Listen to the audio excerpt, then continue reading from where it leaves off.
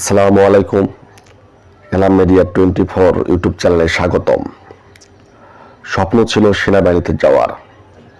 সংসারের দারিদ্রতার কারণে কোম্পানি ভিসা নিয়ে পাড়ি জমায় রাশিয়ায়। ময়মনসিংহের এক যুবক। ইউক্রেনের যুদ্ধে তার জীবনের সমস্ত আশা ভেঙে যায়। পরিবারের নামে শোকের ছায়া। তাহলে চলুন ভিডিওটি আমরা দেখি।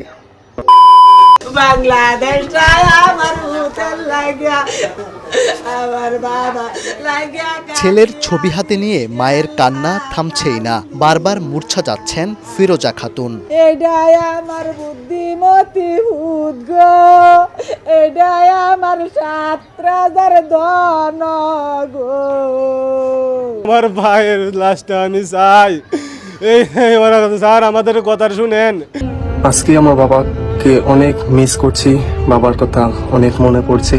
বাবার স্বপ্ন ছিল ছেলে হবে সেনা সদস্য, কিন্তু সেই স্বপ্ন পূরণ না হওয়ায় দরিদ্র পরিবারে সচ্ছলতা আনতে ভালো বেতনে একটি কোম্পানিতে চাকরি করতে গত বছরের সেপ্টেম্বরে রাশিয়ায় পাড়ি জমান ময়মনসিংহের গৌরীপুর উপজেলার ডৌহাখলার ইয়াসিন মিয়া শেখ। মস্কো থেকে প্রায় ১১,০০০ কিলোমিটার দূরের ওই কোম্পানিতে ৩ মাস চাকরির পর বাবার স্বপ্ন পূরণের সুযোগ পেয়ে রাশিয়ার সেনাবাহিনীতে সৈনিক হিসেবে চুক্তিভিত্তিক নিয়োগ পেয়ে যোগ দেন ইউক্রেন যুদ্ধে।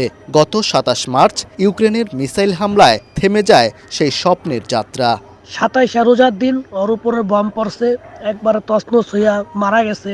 গত মঙ্গলবার ইয়াসিনের এক সহযোদ্ধা ইয়াসিনের মৃত্যুর খবর জানায় তার পরিবারকে। এতে এলাকায় নেমে এসেছে শোকের ছায়া। মরদেহ ফিরে পেতে সরকারের হস্তক্ষেপ কামনা পরিবারের। দেশে চাকরি হয়েছে না, না হওয়ার পরে তারা বিদেশ পাঠাইছে কোম্পানির ভিসাতে।